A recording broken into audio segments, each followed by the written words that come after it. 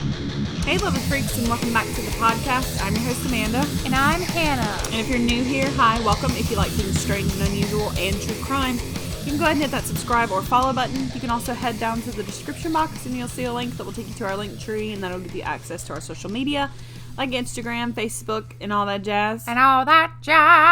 Yeah. Alright, so before we even get started Yes. on our episode today, first of all, we're back, obviously. Yes. Been a hot minute. Yeah. We've both been sick, sinus infections throughout my house. She had the flu, type B. Type B. Which is, I guess, is a cold. I didn't even know what the fuck that was when you called me and told me. I was like, okay, what is that? There's more than one. Yeah. But whatever. And so, yeah, we're doing better, though. We're back, and we're ready to go. So before we get started on today's episode, though, about the Bever family, because that's who we're doing it about, because obviously you guys can see that, I want to talk for a second about, obviously, Astroworld, and the Travis Scott incident. And before you start rolling your eyes like, I don't want to hear this, and skip on past, I'm not going to really go into detail about what happened. I'll briefly go over it for anybody that doesn't know what I'm talking about. But I just kind of wanted to talk about it, share my input on it and my thoughts, and you can share your input and your thoughts. Mm-hmm.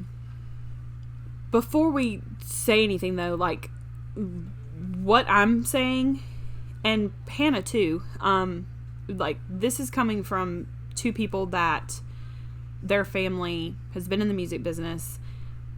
I mean, I've been up on stage before my dad performs. Granted, it's not in front of 50,000 people, but, like, I know the vantage point that you have from a stage. Yeah. I've been to so many heavy metal concerts since I was probably 15.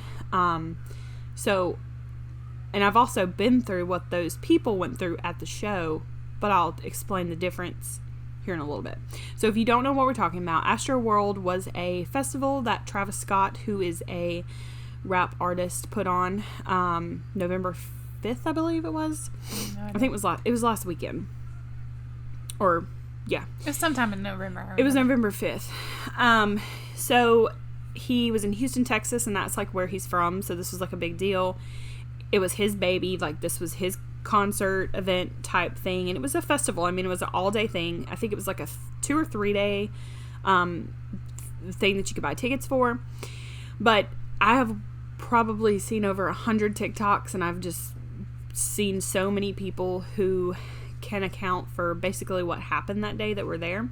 So a lot of people have said, like, everything was fine that day when they were there. You know, everything was normal, going to different people, watching them. Some people stayed at Travis's, like, main stage where they could, like, get a good view of him and be up the front. You can look up the barricades and the whole situation, like, where everybody was standing and stuff online. You can also find this if you just Google it. I mean, it's all over the news. Yeah. But essentially what happened was 8 people lost their lives. It's actually up to 11 now, because I believe some of the people, you know, were in critical condition, went to the hospital, and died later. Over, like, 300 people were injured.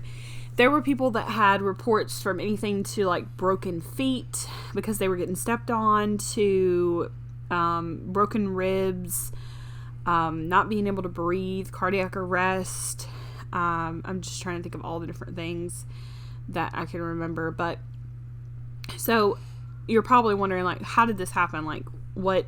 So from all the videos that I've watched of people that were actually there, you couldn't put your hands down. Like, you couldn't, like, a lot of people were like, if you had your hands up, like, with a phone and you started, like, getting squished or whatever, like, you couldn't put your hands down. Like, you weren't going to put your hands down. You were just there. Yeah. You were stuck. I saw videos of, like, the crowd, like, people in the crowd saying, like, I can't even put my hands down. Mm-hmm. And it was like, I was looking at a picture of hell. Mm-hmm.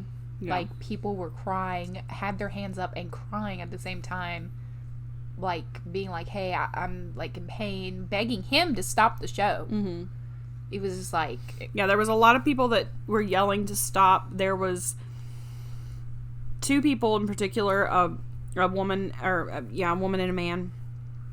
They were teenagers, but they got up on stage with the camera guy, because the camera guy has their own little stage away from the actual main stage where Travis is so they can record him and everything. And they got up there and they were like, look, you know, back up, like, these people are dying, like, we've got to stop the show, like, you know, one of the girls, you can watch the video, probably find it on TikTok or whatever, and she's screaming at the cameraman saying, people are dying down there, people are dying, you know, over and over again. Yeah. And nobody stopped the show. Travis didn't stop the show. As somebody, like I said before, who has been to shows, mini shows, I've been in that situation. I've been in a situation where I was pinned up against a, you know, barricade, and I've been in a situation where a mosh pit was like crazy and people were like basically beating the shit out of each other. But the difference is that those artists stopped the show and literally were like, hey, stop being a bunch of fucking idiots. We're here to have a good time. We're not here to kill each other. Back up. Like, quit pushing, quit shoving. It's okay to, you know, have fun or whatever and jump up and down and all that, but you don't have to push and be an asshole. That didn't happen in this case. Travis never stopped. I say that. He stopped twice. Once was for like 10 seconds to tell the paramedics, like, there was a guy that was passed out right down below him. But then he started, like, singing while they were working on him. It was really weird. Then he went back to doing his thing. And then another time was when there was two guys that jumped up on stage. And they told him something. Allegedly, they told him what was going on. There was people dying in the crowd. That's what allegedly some people have said, but we don't know for sure. Told him something, and then he just dismissed them. He saw it was like a golf cart ambulance type thing in the crowd, and didn't stop. He just goes, whoa, whoa, whoa, whoa, what's that? Like, what's that? Like, you know, saying that. And then, like, 2 seconds later, he's like, all right, everybody, 2 hands in the air, 2 hands in the air. And then he's saying, like, you know, let's rage, let's make this ground shake and stuff like that. And he's also saying, like, what did he say? Oh, at one point, he was like, you can hear him clearly say this in the video, when the girl or the guy that went up on stage to the cameraman was like, stop the show, you know, you can hear him in the background say, who told me to stop? No, we ain't stopping. You know what you came here for. Yeah. Literally, I've heard that. So, who's to blame here? In my opinion, I think it would be Travis Scott. To be quite honest, I think Travis Scott, Drake should. Oh yeah, because he was there too, and he was there during the midst of, like, the really, really bad stuff. And also the event coordinators, the stage production people, anybody that was there. I don't understand that. That's what I don't understand. There are other people involved in this. There's a whole ass person of production crew back there running the music. Why did none of these people? The person that was running the music could have clearly stopped the music and been like, I'm not turning that shit back on until we figure out what the hell's going on, you know? Yeah. And also, just the stage manager, the stage manager, everybody that was involved could have stopped at some point, and they didn't. All I can say is that the venue better have really good ass insurance, and they do. I mean, venues have insurance for everybody from the stage performers to the beer people that hand out the beer. I mean, they have insurance for everybody. And it's not to say that the security guards weren't doing their job. They were pulling people out of the pit left and right. Like, or not really even the pit. It was just, you can't even call it the pit when it was the entire floor that was like that. So they were pulling people out left and right. But I will say that I don't think that they were equipped to do as much as they, you know, because they were young. A lot of them were really young. I've seen a lot of people say, like, these were security guards that were, half of them were like 21, 22, you know. Some of them were girls. And I'm not saying that women can't do that, but what I'm saying is, in that situation, you need big buff dudes that can like grab people up, pull them out quickly, fast, to get everybody out of a bad situation. And that just didn't happen here. And you're probably wondering, like, well, how the hell did this happen? Like, why did... So if you're in a concert, and if you've never been in general admission, you've never been down the floor, 9 times out of 10, you have people in the very back that are going to rush towards the stage whenever their performer starts performing. And that's what happens, and people start getting pushed up into the front. People are fucking crazy. Yeah. That's just it in a nutshell. And it's crazy what they'll do to see just a person. Like, this is not, I get celebrities, but this is literally just a person. And they will kill other people just to see someone like I don't performing. understand it. Like I don't It's understand just crazy how people do that. But anyways, yeah, that whole situation, like I said, I just think that people should... Do I think that they should have jail time? No, I mean, I don't think that. I don't think they will get jail time. I think they'll just be sued. And they should be. I'm sorry. If you're a Travis Scott... I mean, I listen to Travis Scott's music, and my son does too, but we don't anymore because I'm not going to listen to somebody that condones that literally violence and sees all that and doesn't care. Yeah, because at any point in time, he could have stopped the show. He could have stopped it for at least 10, 20 minutes so that way things could get back down to normal. And those people are there for you. They're going to listen to you. They're going to stop what they're doing if you tell them to. But this is not the first time that he's been arrested or anything like that. I mean, there's been multiple shows that he's had in the past where he was arrested for inciting riots because he told them to, like, break down barricades and push security guards to get to the front. And they did it. Are you serious? Mm-hmm. Back in 2015, I believe, and 2017. So, yeah, and now he's got over 68 lawsuits on him right now. And also, there's other performers and venues that have already come out and taken him off of their lineup. Like, Post Malone said that Travis Scott will no longer be... I think it was something in Vegas, and he took him off of his lineup. He was like, he won't be there. It's just, like, not human also. It's like he saw it and was like... Anyone in the whole wide world would have been like, oh my God, like, let's stop. He just sounds like a narcissist. Like, whatever, I'm doing my show. Let me just get my show over with. I don't care. A lot of people have said that. Producers that have worked with him have come out and said that he is like a narcissist. One producer that he actually left almost dead, having a seizure somewhere. Of course, he came out and said, I almost died because of this dude. So, yeah, I mean... We're not going to talk any more about it because we'll be here all night. Yeah. But if you guys want to hear any more of our thoughts on that, we'll talk about it in another episode if you want us to. But as of right now, he's facing 68 counts of negligent, lawsuits and not being booked for anything. And that's... As he should. That sucks for you. Yep. Don't be a narcissist. What can I say? Yeah. And of course, he's married or dating. I don't know. I don't keep up with the Kardashians, but Kylie Jenner is his baby mama or whatever, and obviously they've some of the Kardashians have come out, and one thing she said was they had no idea. They went to a Dave and Buster's like party after this. Like, that's how much of they didn't give a fuck. They went to a Dave and Buster's party after the concert. And she said in a thing on Instagram that she didn't know that anybody had died. We didn't know until we saw on the news or something like that, or until we heard the news. And I'm like, how the fuck does your manager know? How does your manager... He was there. And let me explain something to you guys real quick. If you're like, well, I can understand how he wouldn't know. Everyone that was there, and keep in mind I've watched a freaking shit ton of TikToks. Everyone that was there, and I've seen video of it, said that there were bodies everywhere in the back that had been pulled out of the crowd. EMTs have come out and said, yes, there was... I worked on like 4 different people in a span of like 5 seconds.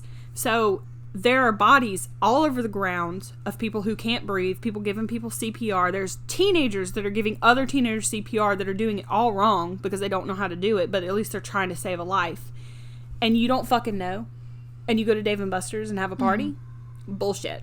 You just didn't give a shit. He literally just didn't give a shit. He Literally. was like, yeah, people died in my... I'm sure he bragged about it. How the fuck... I'm sure he was like, yeah, people died in my concert. Yeah, my concert was a fucking banger, dude. People fucking died. How do you not know? Like, your man... If that's the case and he didn't know because his manager or nobody told him anything, then they'd be fucking fired. As soon as I found out. I'd be like, well, you're fired, you're fired, you're fired, you're fired. Because I should have known... I should have known while I was up on stage, and I should have been able to stop it. If he's going to go that route and say that he didn't know. But like I said, I think he knew. He had to have been able to see it. But anyways, okay. So, without further ado, because we have wasted 17 minutes. Sorry. Or 15 minutes. It just pisses me off really bad because I've been to so many shows and that was totally avoidable. Okay, we're going to talk about Robert and Michael Bever. So, Robert Bever was born September 17th, 1996, and Michael was born November 4th, 1998. So, they're about 2 years apart.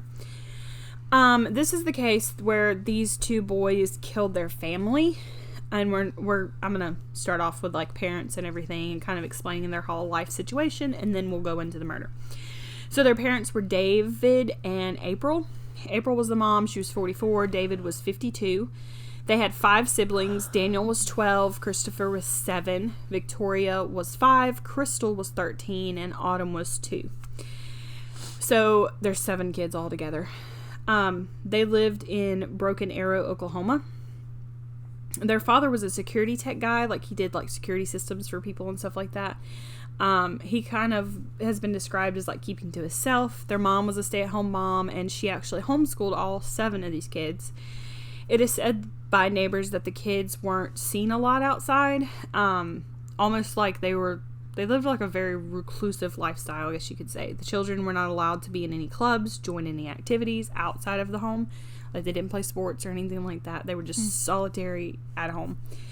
If neighbors did see them, they said that they were just playing in the backyard and they didn't really, like, get a glimpse of them. I don't even think some of the neighbors knew how many kids they actually had, which is crazy. The parents usually, like, went to the grocery store without the kids. So these kids, like, never really went anywhere. Also, we need to note that the grandparents, aunts, uncles, all that, didn't really see them ever. Like, they would see them at, obviously, Thanksgiving or whatever, but they never saw them other than that. Robert, he's 18 when this happens, but he was reportedly molested in a preschool when he was younger, and since he's the oldest, like, that was when they pulled him out, and then they started homeschooling, and they decided they weren't ever going to let any of their kids basically out of their sight. But that's just like a rumor, so I don't really know if that's true. David, the father, was a little odd. He was paranoid. He had cameras installed in the house, in every single room of the house, monitoring the family while he was gone, like all the time. So that was a little weird. I don't understand that, but even with all this protection, though, not being allowed to do anything or go anywhere, they had unlimited access to the internet, which I find really odd, especially, like, the internet is pretty, you can find some pretty messed up shit on the internet, so I don't know why they thought that was a good idea, but they had unlimited access to the internet. About every kid just about had a laptop in their room, if they were old enough, you know. Yeah. The boys shared a room, so they had one. The mom, April, had a Reddit, like, blog, basically. And she talked about her family and how happy they were. She actually got married to David when she was 15.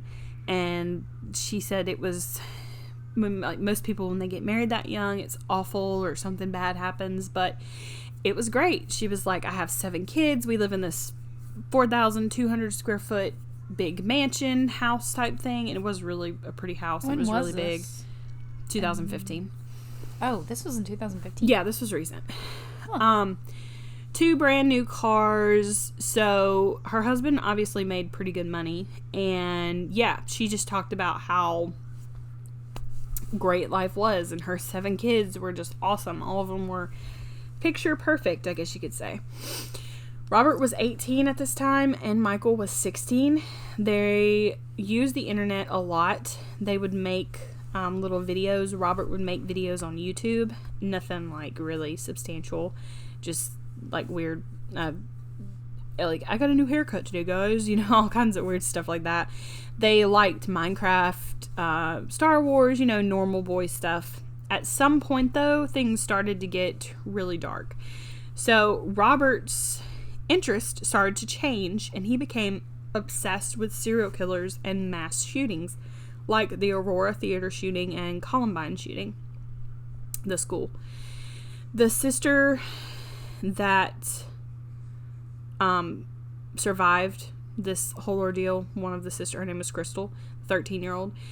She testified that Michael was also obsessed as well. Like, became, I guess since that was like his older brother, he started, you know, looking up to him and doing and watching the same stuff.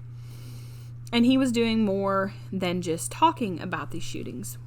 Once in an interrogation room, Michael told police that he and Robert had begun collecting knives they purchased on the internet.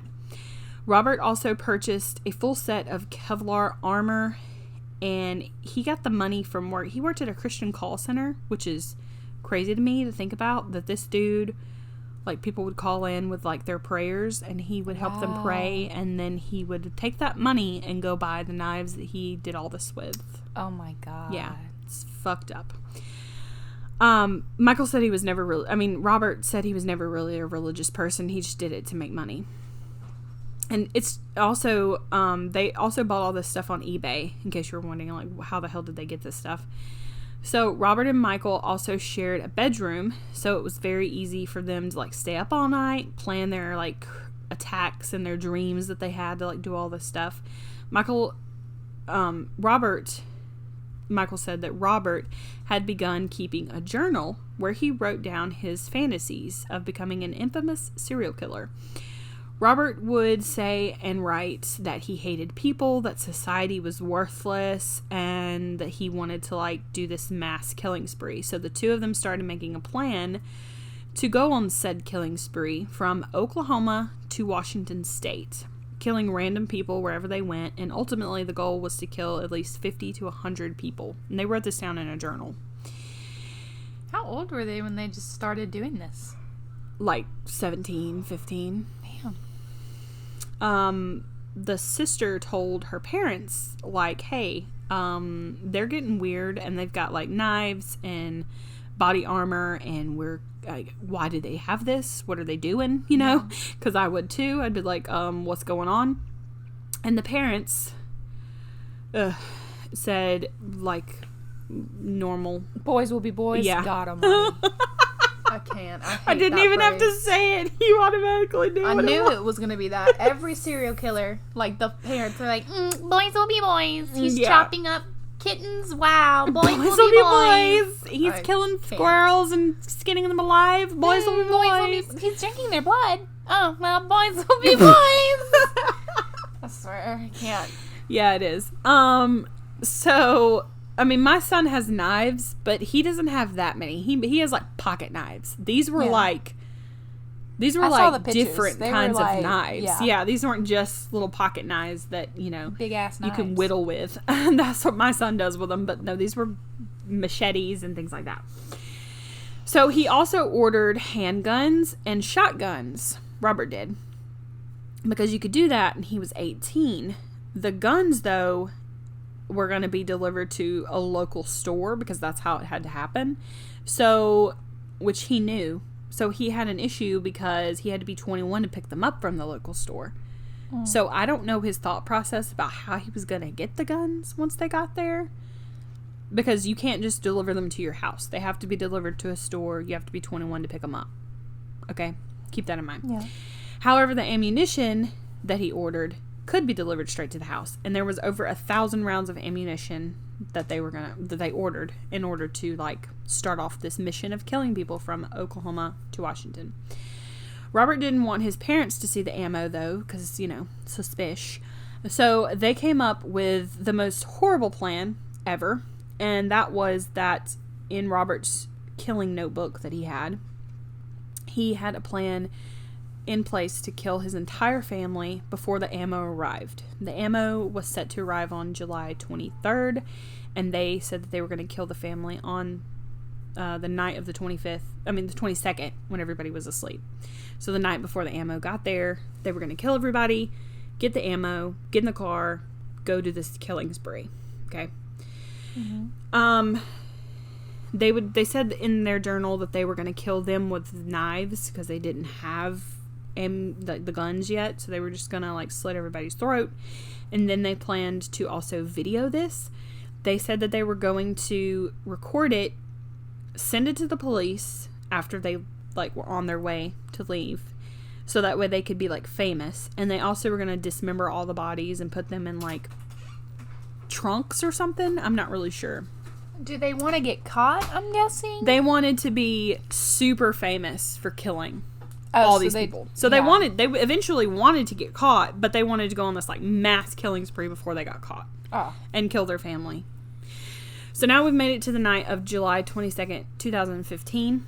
It's 11:30 at night when April's the mom, Crystal's the 13-year-old sister. They were downstairs doing the dishes, cleaning up the house and all that. April, the mom, tells Crystal, hey, go get your brothers. They can help clean up, because the rest of the kids, the little ones, obviously were in bed. But she was like, go get your brothers and tell them to come down and help clean. When Crystal enters the bedroom, she sees her brothers with body armor on and knives all over the bed, which is kind of not unusual because they have been like messing with the knives and had the body armor, like trying it on. But she felt kind of weird about it. Yeah. She said, but Michael turns to Robert and says, quote, should we do it right now? Robert says, yes. Michael says, hey, sis, come here to the computer. I want to show you something. And when she does, as she's like leaning in to look at the computer, Robert comes up behind her and slits her throat. Oh my God. Crystal starts screaming after this. Just instantly, damn. Yeah. Which they didn't plan for because they wanted it to be like quiet kills so that way nobody in the house would wake up. She starts screaming. They start stabbing her repeatedly. I'm not sure as to where on her body, but she had multiple stab wounds. And she also managed to like fight them off and escape. She takes off running downstairs. April, the mom, heard and saw her running outside, covered in blood. She was like looking through the window at like the sink or whatever. And then she starts freaking out. She's like, what the hell? I'm sure she didn't say that, but I would be. What the fuck's going on? Like, oh my God. So Crystal collapses on the lawn. And in that moment, Robert was going to like get Crystal and like kill her and make sure she was really dead. But he saw his mom. He turned to her and started stabbing her. April fought him for a little while, but unfortunately was stabbed to death 48 times. Michael at this time was told by Robert, go outside and get Crystal and drag her back inside because we don't want anybody to see her out there on the lawn. He goes out, starts dragging her back in, and he left her in the entranceway of the house thinking that she was dead. And she actually said that she was still alive, believe it or not. Really? Yeah. She said that she had come back to consciousness at this time, and as he was dragging her back in the house, and she's 13, so she's pretty smart, and she decided she was going to like play like she was dead so that way she could maybe try to escape, get away, something. But she was really weak. Robert asked Michael at this time, where's everybody else? Well, everybody pretty much woke up from the screams, except for the dad. He must have been a really heavy sleeper, or either he, like, maybe his room was further away from all this. But whatever the case, the 7-year-old Christopher and 5-year-old Victoria, they woke up, they ran to the bathroom and locked themselves in. They locked the door. And then Very Michael... smart. I thought they were going to run downstairs. No. Michael does something that is awful, and I'm probably going to cry. Because I can't even imagine doing this to you when you were little.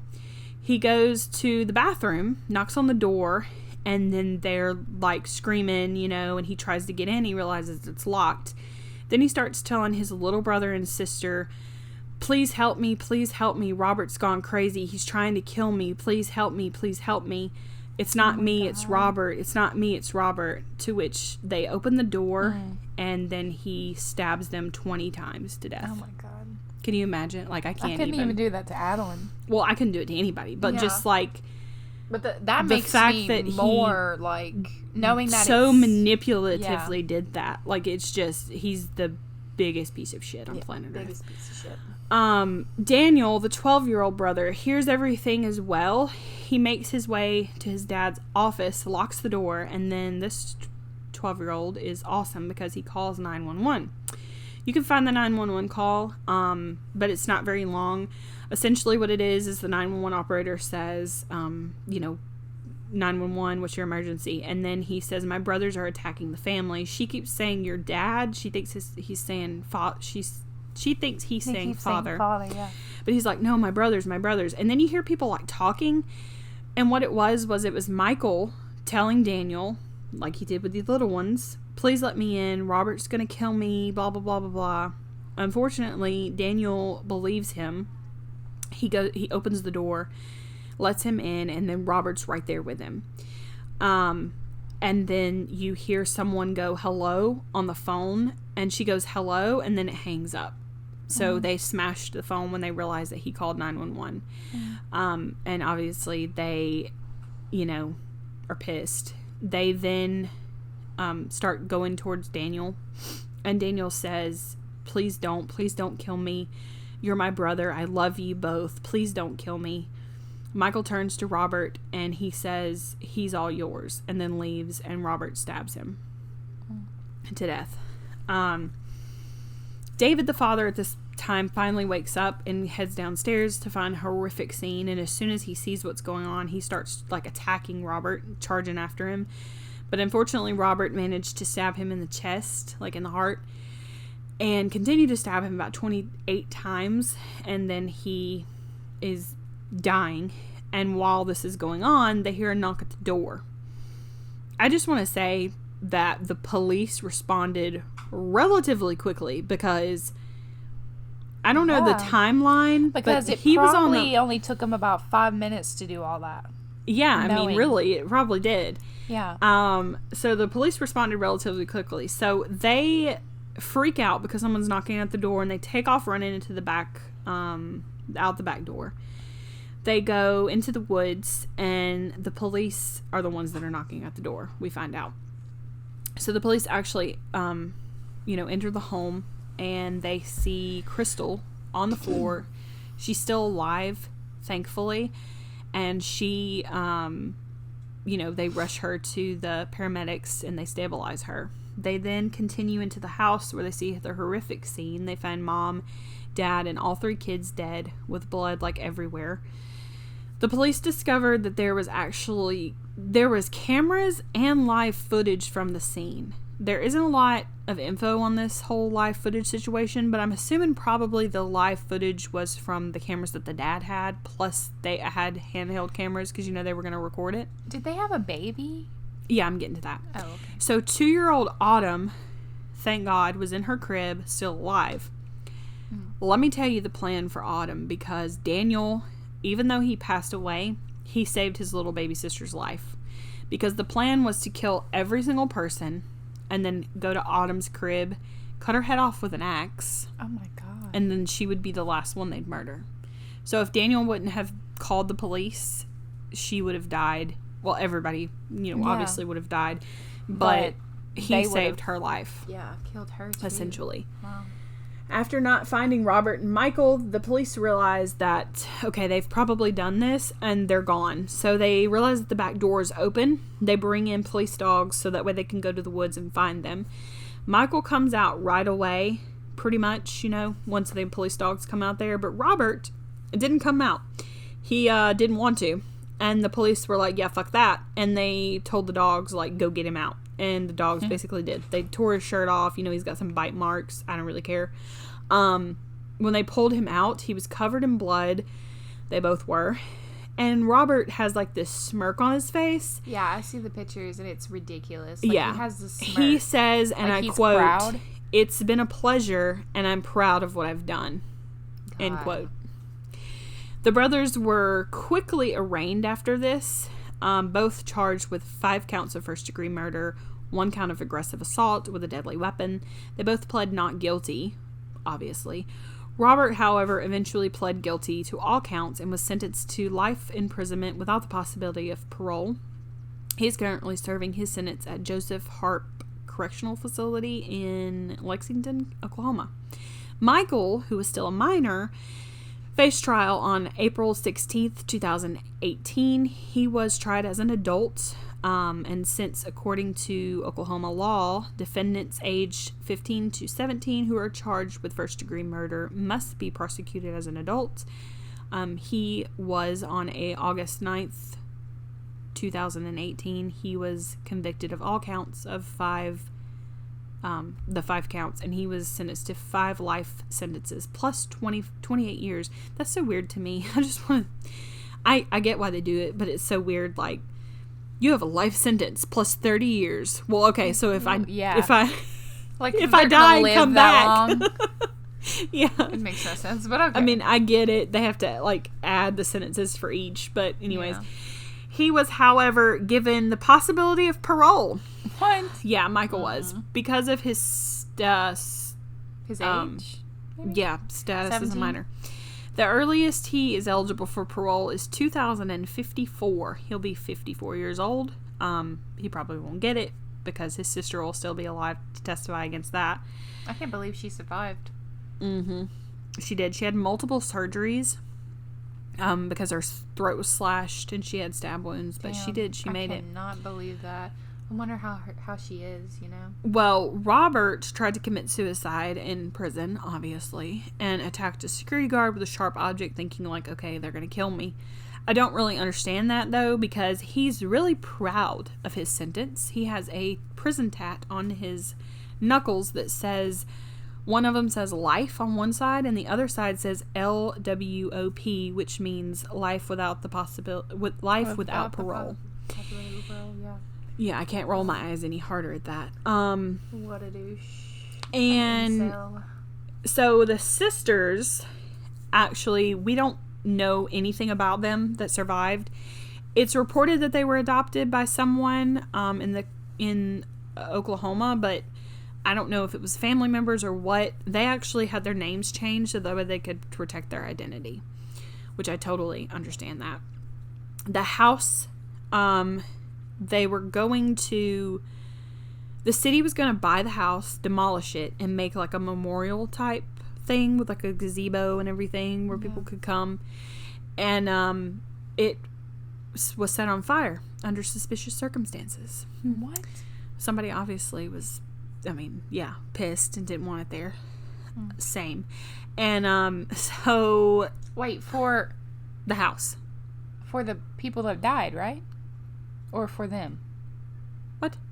The memorial? Yeah. It was going to be for the people that had died. Yeah. But somebody before they realized that the city was going to buy it and do that, somebody had already set it on fire because they were pissed off, you know. So now though they tore it down and they still put a gazebo there, and it's like a little memorial site or whatever, because this was like one of the worst things that ever happened in that community. There have been reports that there was abuse in the family, but I don't really know. I don't want to say that there was or there wasn't.